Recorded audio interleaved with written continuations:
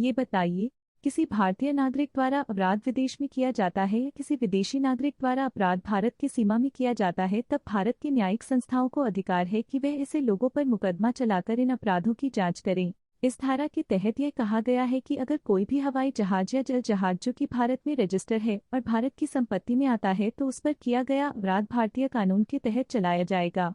अगर कोई भारत के जहाज और हवाई जहाज विश्व के किसी भी कोने में हो और उस पर किसी व्यक्ति के द्वारा अपराध किया जा रहा है, चाहे वह व्यक्ति भारतीय हो या भारतीय नागरिक ना हो, उस पर भारतीय कानून के तहत मुकदमा चलाया जा सकता है।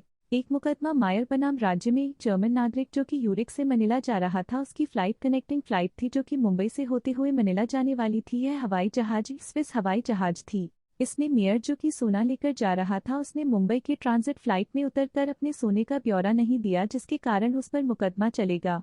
सुप्रीम कोर्ट ने कहा कि भारत के फॉरेन एक्सचेंज एक्ट 1947 के तहत कोई भी व्यक्ति जो कि भारत की सीमा से होते हुए जा रहा है और उसके पास सोना है तो उसे अपने पास सोने की ब्यौरा देना जरूरी है।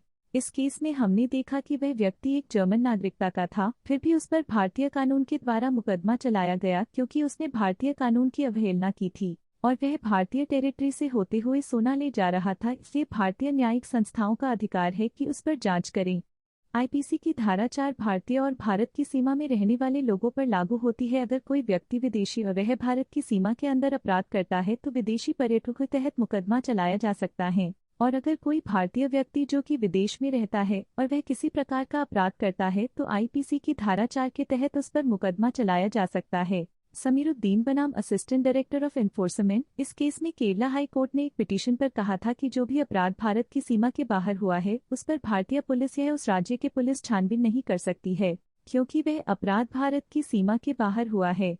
लेकिन मोहम्मद साजिद बनाम राज्य के केस में केरला हाई कोर्ट ने पूरी तरह से उल्टा आदेश दिया। इसमें उन्होंने कहा कि किसी भारतीय नागरिक के द्वारा विदेश में अपराध होता है, राज्य की पुलिस छानबीन कर सकती है बिना केंद्र सरकार की इजाजत लिए हुए। इसमें केंद्र सरकार की इजाजत लेना जरूरी नहीं है।